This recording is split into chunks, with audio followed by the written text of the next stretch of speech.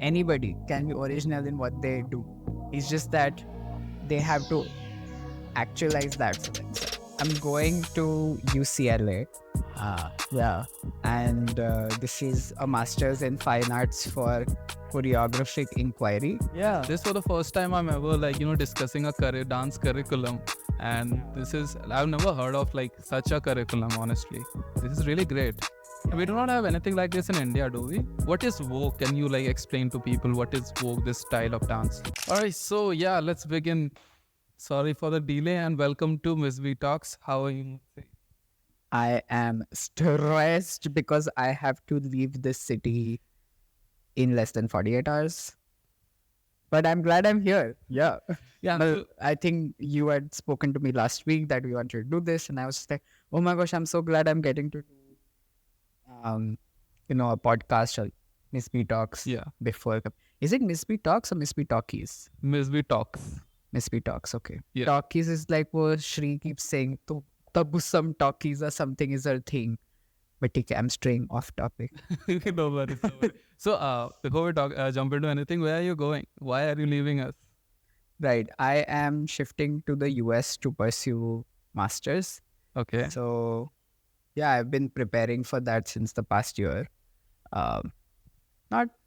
Preparing with the sense like, oh shit, I have to learn how to manage my own self preparation. Because I was done with my application processes end of the year itself. But yeah, that's what I'm going for. And I'm going to Los Angeles. That's great. Yeah. And that's I guess that's the dancing capital of the world, I believe. Yeah. Almost like all of the dancers are from LA. Most of the dancers, most of the big studios are in the LA. So would it be a dance venture or would it be something else? I am actually going for a master's in dance. So it's definitely a dance venture. Yeah. And I definitely say that LA is a big capital for dancing, especially with Hollywood being there. Yeah. Just the idea of a commercial dance industry also stems so much from that city. And I remember I think this was back in January, I had gone for an audition for another course in the US. So I was just checking out the universities that I'm planning to go for. And one of them was in LA, I will come to it. But yeah. I remember going to this club and there was this dance party to remember Twitch. I think everyone knows Twitch. And there were like some big like artists there. Like there was Philip Chap, Janelle Genestra. Okay, yeah. Then all these people, like even Sean knew, all these people were performing. So it was really incredible to see like so many diverse and versatile artists performing to remember Twitch. And it was like a big event. So yeah, just getting drunk and being there felt great. Awesome. And you're going to be there now for how many years now? 2 years? Yes, I'm planning to go for 2 years. It's so should I talk about my master's program? If you want to talk about your master's program. Yeah. So I'm going to UCLA. Yeah. And this is a master's in fine arts for choreographic inquiry. Okay. And it's a dance specific course, but it's sort of it's an interdisciplinary research program also. Okay. Because my background is in architecture. So I've done my bachelor's in architecture and now I'm pursuing my master's fine arts in dance. So I will have an opportunity to, let's say, consider intersecting architecture with dance.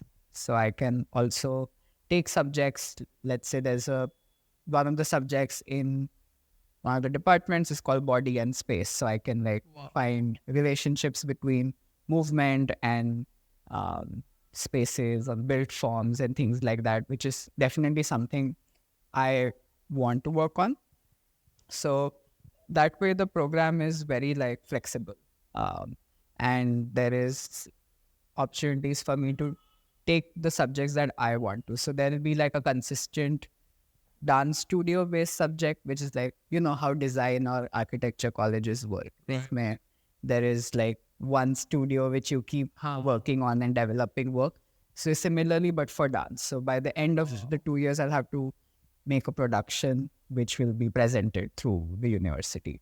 While on the side, I can take theory subjects, electives, or anything, architecture or gender studies or anything that suits my work, I will choose to take up. Wow, this is so interesting. Yeah. This was the first time I'm ever discussing a dance curriculum, and this is I've never heard of like such a curriculum. Honestly, this is really great. We do not have anything like this in India, do we? There is a very interesting program in Delhi University, now in Ambedkar University. Okay. There's a performance, performance studies based Okay. subject, which I was planning to apply to, but I just started looking at applications after August, and uska deadline August mein tha. But okay.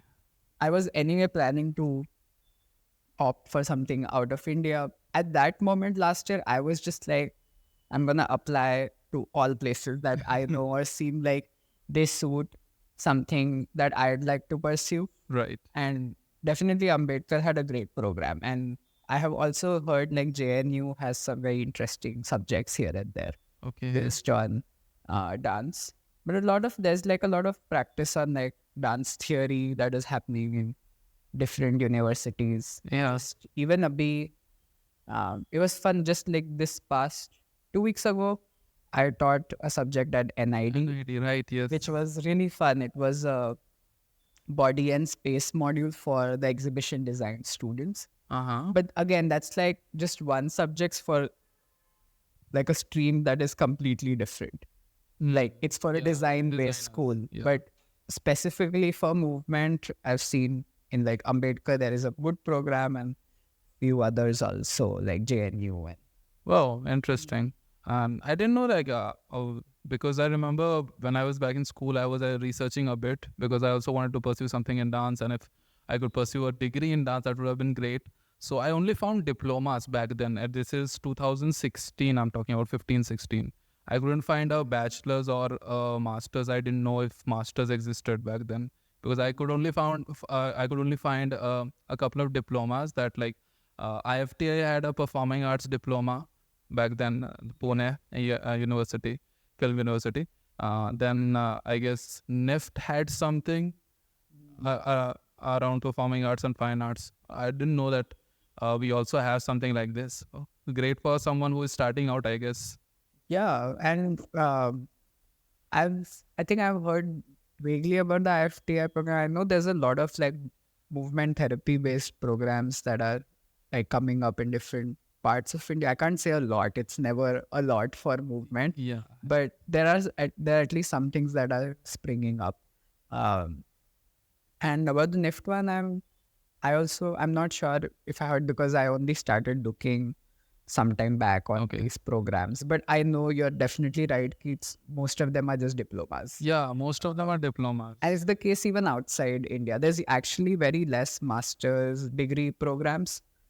But bachelor's, there's a lot of bachelor's for dance. It's a thing that has sprung up outside.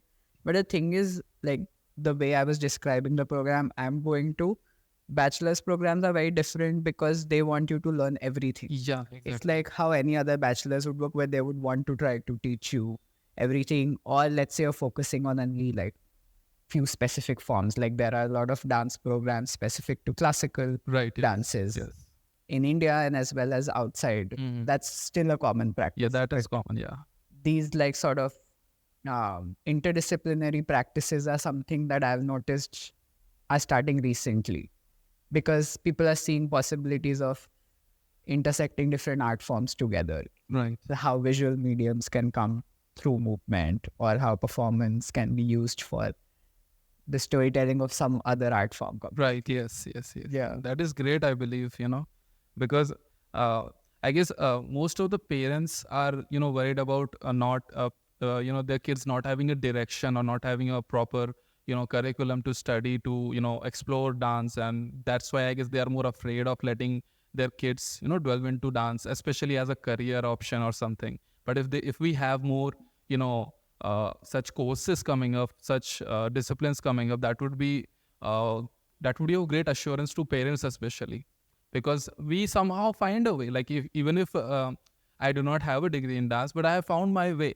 Even if you do not have a degree in dance yet, but you have found your way, right? But then to at the starting stages when we are actually confronting our parents, that would be a great thing that would back us up. So I believe if we have more of such disciplines coming up, and especially by more of the prestigious universities, that would help a lot of young dancers, and that is great. Wow, congratulations, and Thank you. we wish you luck for the US. Thank you. Yeah. Yeah. Trying to like be all prepared for it. And yeah, I'm just so like glad that I am doing this at this moment for myself. Also, you said that you started with choreography and studio, dancing in the studio, learning someone else's choreography, and then dancing. But somehow, like ever since I saw you dancing, I have seen I've seen you move like nobody else. So where does that originality come? Like how like you said, because most of the time I see that people who are so much into choreography and only choreography, not into freestyle, they have a certain they look like other people because like they are trying to emulate whatever the teacher is teaching and stuff like that. So you can find, okay, yeah, I see the influence, or I see like, oh, he's dancing, or yeah, she's dancing just like them. But when I see you dancing, it's very original, the movement, and it's how does that originality come? Thank you. Just Moodzi moves, guys. No, but I actually brought up a very interesting point about, how a lot of people just emulate or be other people's movements. And I actually think that's a necessary part of your own artistry, because unless you have role models or influences, you cannot find out your own character in many ways. Yeah, 100%. And I can't like describe, I don't have a distinct idea of, oh, this was my role model or this. It was always like an undhiu mix of like all kinds of like people and things. Like at times I have this influence, of K-pop, often like female K-pop groups and seeing their movements. And then at the same time, there's um like the street dance scene, like some hip hop based stuff, or even like very contemporary movement based stuff. So I think all of those amalgamations maybe add to my originality, is what you could be perceiving. But I think that's important. That's how I also realized, even when I teach, that helps so much, because I remember when I just started teaching dance, I was just like, I don't like the way I'm teaching, because it feels like any other teacher that I have learned from. Right. It feels exactly the same. It's like, oh, I'm teaching jazz hands, or like making you do across the flow combinations of like padabure or whatever. Yeah, padabure aise kar rahe. And I was just like, but this is like any other Terence Lewis Academy based like teaching that I've learned. I mean, it's nothing fresh. And I remember struggling with that idea initially, when I think that's how one starts. Like you see or learn from people and you teach their things, but eventually you add your own flavor. Or you add your own influence. It could be you watching Powerpuff Girls, or it could be you watching Sanjay do something, or anything. Like all these influences will make your work original. It doesn't have to be specific to dance. Like you don't have to try to be original by being like you're forcefully picking up things. That's not how it works. You could be original from whatever you watch, whatever you do, your family, all of that adds to you. Right. So I'd say anybody can be original in what they do. It's just that they have to actualize that for themselves. So do you battle frequently, or do you prefer more the stage side of dancing, or what is it? I definitely feel like I'm more comfortable on the stage. Because as I said, like since I was like younger, I was quite comfortable with picking choreographies or picking movements and doing them. But also like this idea of being on stage, like the grandeur of it, and I always felt quite like it fit me, or like I enjoyed presenting something, Right. all of that.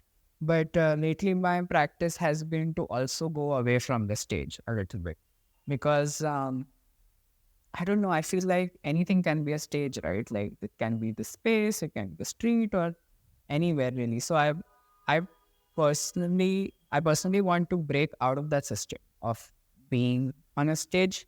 Um, so that's definitely a comfortable space for me, and I could say I prefer that, but I do prefer challenging myself also and being in like a different setting. So battles really push me, right? In that essence, that you know, how do you really like how to dance without thinking too much? Because Yeah. I struggle with that idea completely, like how to get out of the head. And battles do that I think more than battles, even like ballroom spaces do that. Like with Vogue ballroom scenes, they push you even more to get out of your head. Um, and that's something I want to focus on right now with my practice, to think lesser when I move.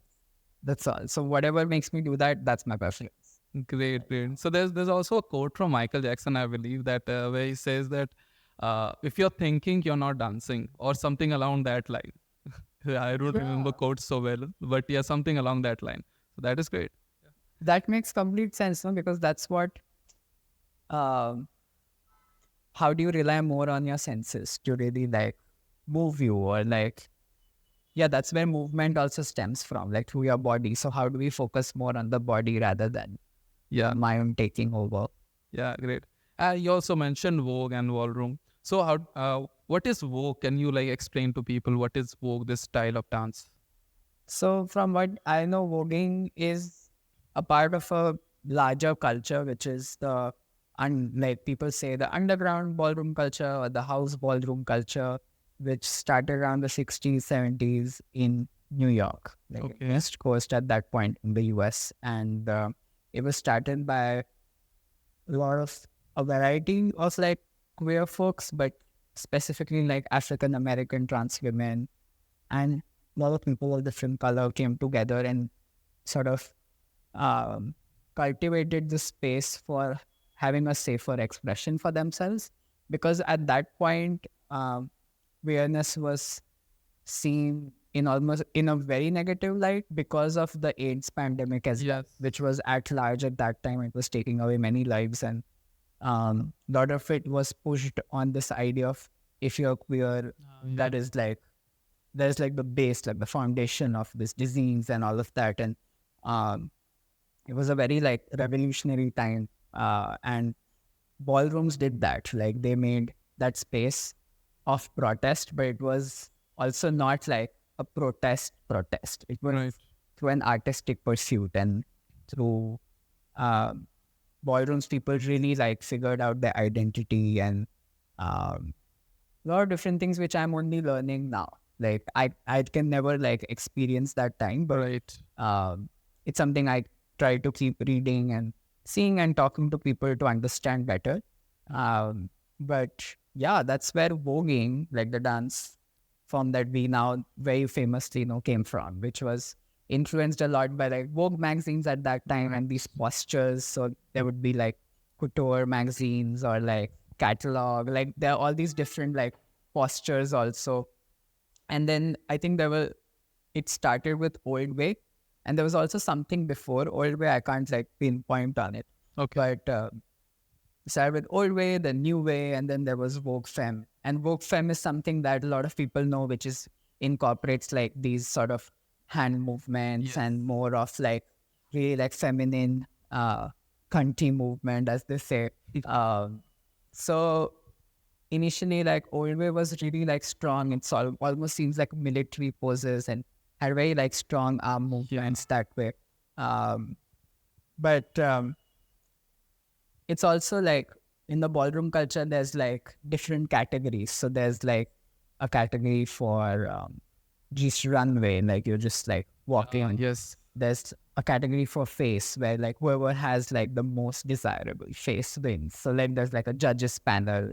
So it's like a weird blend of the stage and the battle in many ways, is how I feel, because you're not preparing anything, you're going, but there are all these like judges who like mark you, like either they chop you or they like give you your tens. So there's no like scoreboard. It's not like 1, 2, 3, 4. ऐसा सब नहीं होता. It's just either an X or a 10.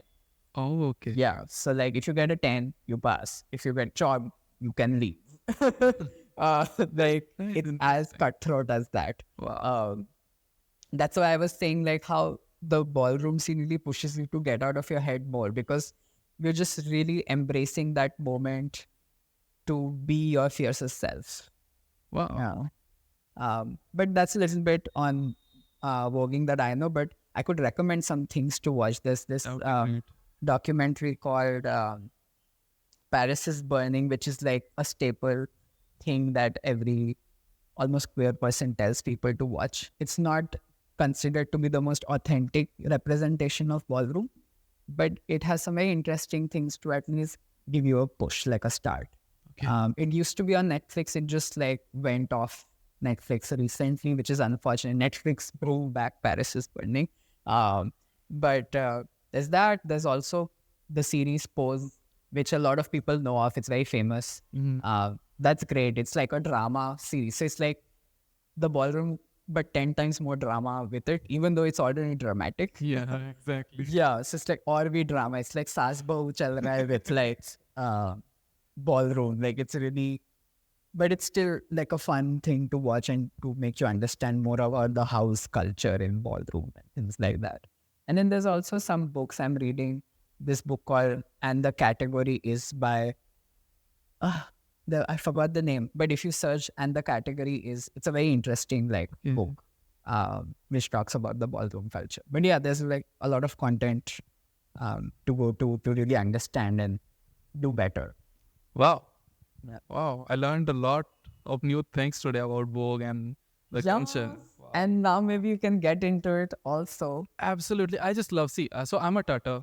So we have all these positions and everything. And as you said, the old way of Vogue, that also has a lot of, very strong positions. Correct. And they focus a lot on angles. And, I've seen like all those dances from back in the 60s or 70s. That was great. And I am really interested in it. Just that I haven't gotten enough time, or I haven't gotten that chance to go deep into it, but I really love that. I would really explore that. Yeah, I hope you get to do so, because if you know tutting, you can easily get down in like one of the categories and totally own it. Like, yeah, I would love to do that, honestly. yeah. I hope like more of the ballroom culture cultivates in India also. Yeah. At some point. Absolutely.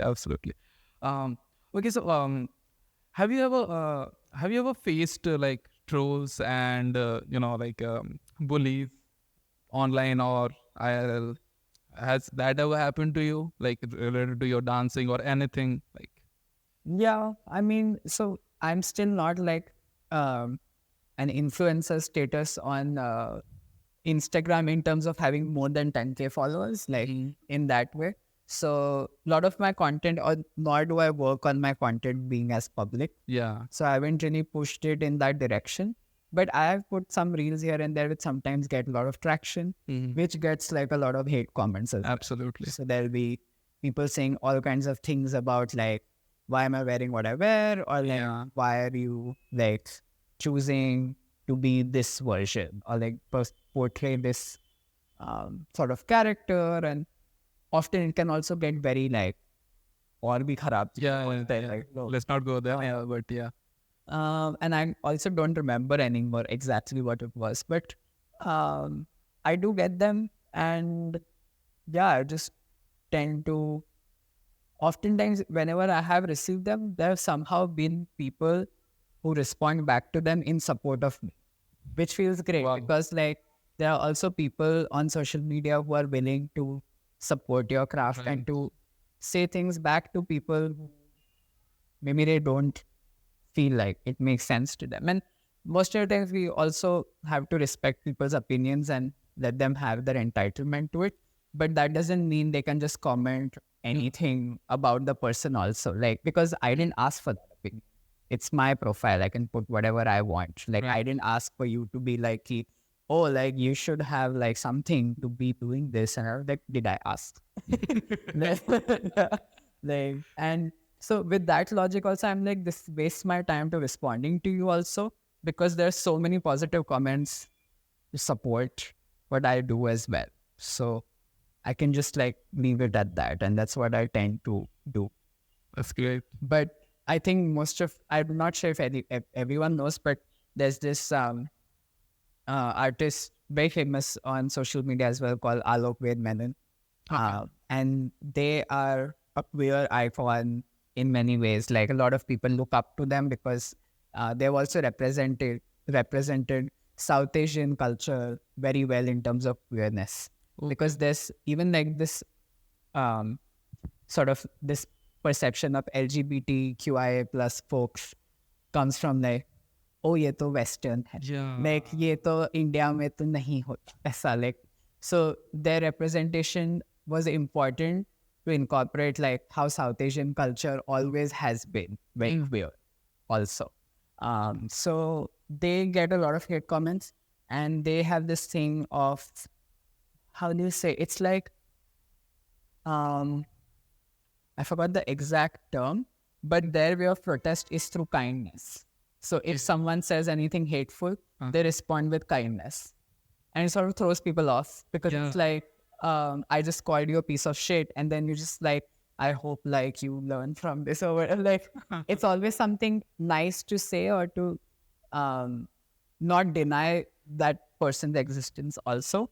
So I would say like, it's something worth looking up to if people want to understand how to navigate through like hate or like bullying, because they talk a lot about it. Yeah. And that has inspired me also in it. Great. Yeah. Kill them with kindness. Yeah, tell them with kindness, literally. That's great. That is a great advice. And if someone out there is actually, facing some trolls and stuff, you could actually use this to help yourself, Don't focus on them. Like, yeah, they may even just be like some algorithm thing. They may not be real also. yeah, At they this could be point, bots, yes. they could be, wow. Absolutely. So there's so much I want to talk to you about, but we don't have so much time right now. We'll just go with one last question that I have that I really want to talk about, and then maybe we'll wrap it up. So what do you do when you have a creative block? How do you get out of a creative block? Oh, that's a very important question actually, because I'm sure like a lot of people go through it. Yeah. Also myself. There are many different ways. I can't say it's the same for everybody. Yeah, absolutely. And I've also experienced my ways of dealing with the creative block differently with where I am at. It's like the way I deal with creative blocks now compared to, let's say 2019 or before that will be completely different. It's important to remember what made you get through. But I think a lot of people firstly think that taking a break is bad. Like, Yeah. it's important to take that break for yourself, because what happens is when you're constantly working on something and stuck in that, you get stuck. Like, Yeah. you're not able to like get outside of your bubble to think larger. So use that break to do that, is what I would say. Like, sometimes people also like, oh, breaks can also make you waste time and all of that, which can be there depending on how you utilize it.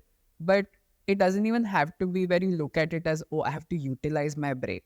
That's like, then you're not taking a break. You're just trying to work again. Don't do that. Like, push yourself to do nothing and sit with that and really see like what you're gaining from that. If you have an opportunity to take that break.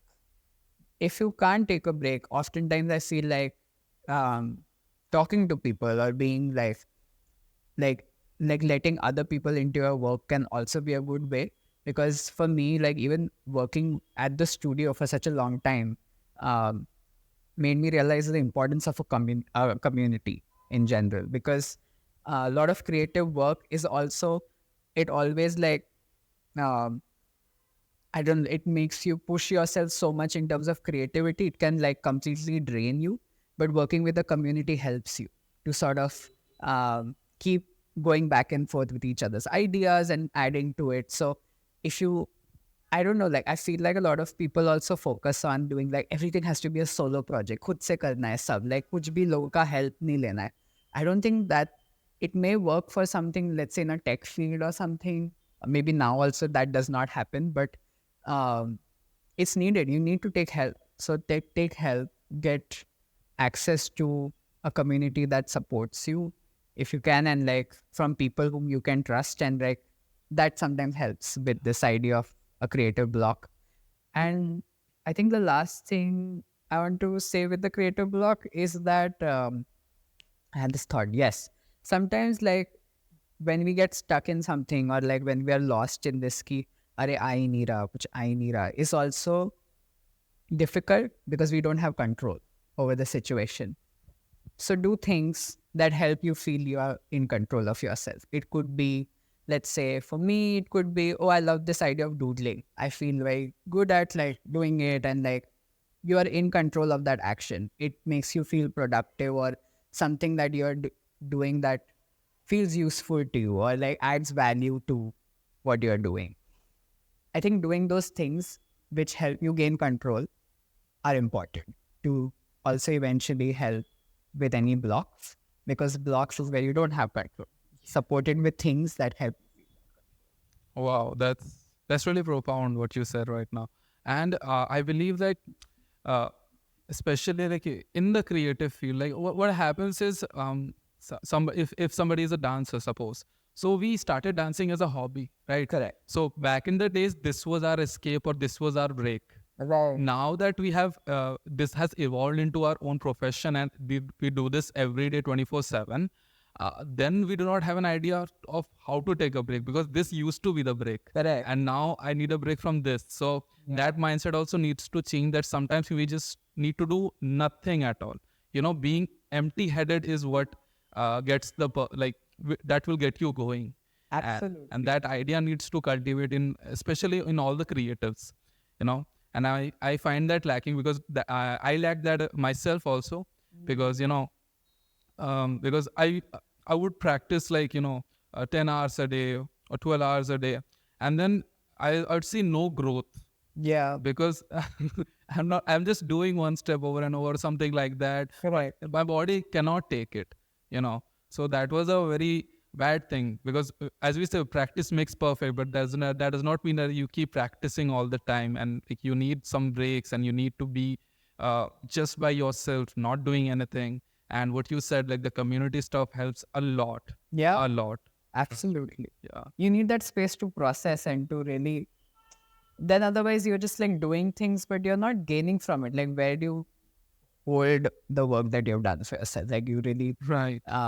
like for example, I've seen Sahil sometimes he has developed this idea of like doodling and writing often, and Yeah. it gives a certain pause to that in like everything they do. And I feel all of us need to realize the importance of doing something like that. There's also what you said about feeling empty, and like you're like, oh, but emptiness mein kya kare? There's this artist, they are like a sculptor, but they think they said their creativity stems from this idea of darkness, which is where you're just like, you know how you lie down and there's just like this blank emptiness, like it's just black.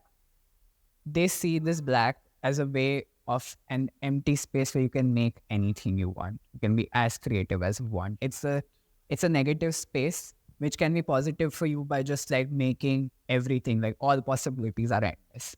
And if you see like emptiness or like just this idea of nothing as that, it's also a space where possibilities are endless for you. You have that opportunity right now. Wow. And which is great because they make insane work now as well. Like they make things like there's like human body का सा sculpture जिसके अंदर तुम चल सकते हो. It's like a cave and ऐसा सब like mind. Yeah, so because that's how their artistry stems from this idea. Wow. But yeah. I can't remember the name. It's like Robert something, but I forgot the surname. But very damn cool. They have a TED talk. Yeah. Yeah, we'll look it up and add a link to their profile in the description. And I guess that brings us to the end of this episode. Thank you so much, Moodzi, for being here. Thank you for It's an having honor to have been able to talk to you. We have I had a lot to learn from this conversation. Thank you so much. I'm glad, and the honor is all mine also. I'm so glad I get to do this with MisB beautifully the space, because it has done so much for me, and it always is valuable. And to be able to have this talk here is also very like, oh my gosh, like larger than life moment. Good. Yeah. Okay, so before we go, just I would like to ask you to do one thing for me, is to ask them to subscribe to the channel and follow to the Spotify. अब भी subscribe करो, अब भी follow करो Spotify channel, ठीक है? Thank you so much. I'm watching. Have you done it yet? Do it. Do it.